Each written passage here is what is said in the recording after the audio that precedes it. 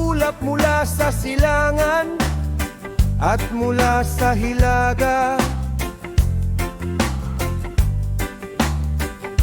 hanggang sa timog at sila'y totoong kakilakilabot na tingnan lipos ng puot at bagyo.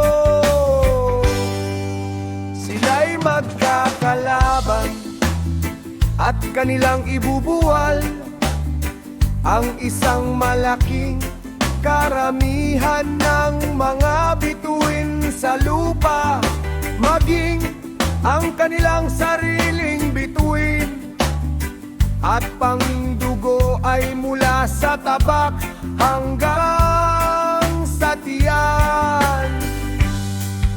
At ang dumi ng tao hanggang sa hita ng kamelyo, at magkakaroon ng malaking pangamba at panginginig sa lupa, at silang makakakita ng galit ay matatakot, at panginginig ang sasaka nila.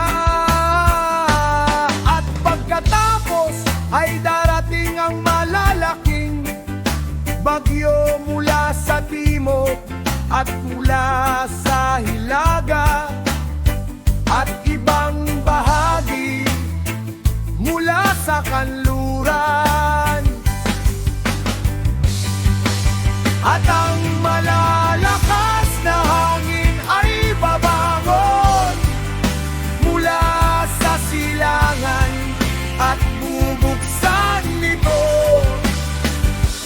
at ang ulap na kanyang itinaas sa galit at ang bituing ginulo upang maging sanhi ng takot sa dakong silangan at hangin kanluran ay mawawasak.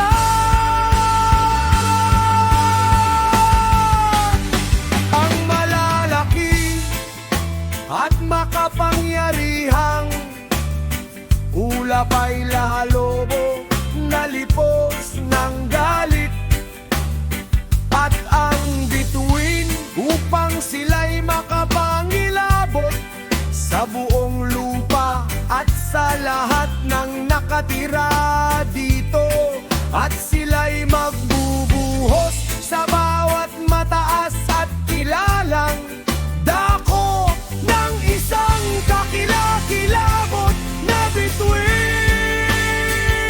Apoy at granizo at mga lumilipat na tabak at maraming tubig upang ang lahat ng parang ay mapuno, at ang lahat ng ilog ng kasaganaan ng malalaking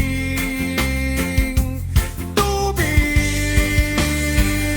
At kanilang gigibain ang mga lungsod at mga pader, mga bundok at mga burol, mga puno ng gubat at damo ng mga parang, at ang kanilang trigo, at sila'y tatungo ng matatag sa Babilonia, at ang hahawakan siya ng takot.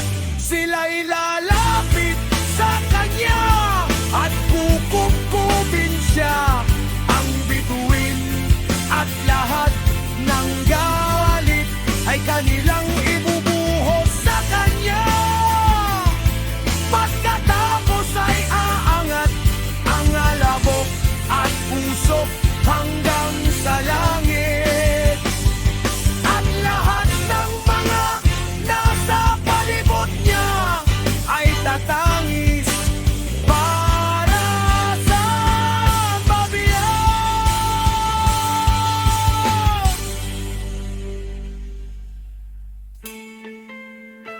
At ang mga natitira sa ilalim niya ay maglilingkod sa kanila na siyang nagdulot ng takot.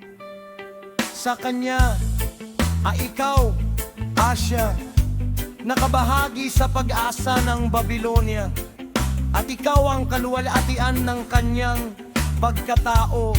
Sa aba mo, kahabag-habag ka, sapagkat iginaya mo ang iyong sarili sa kanya, at ginayakan mo ang iyong mga anak na babae.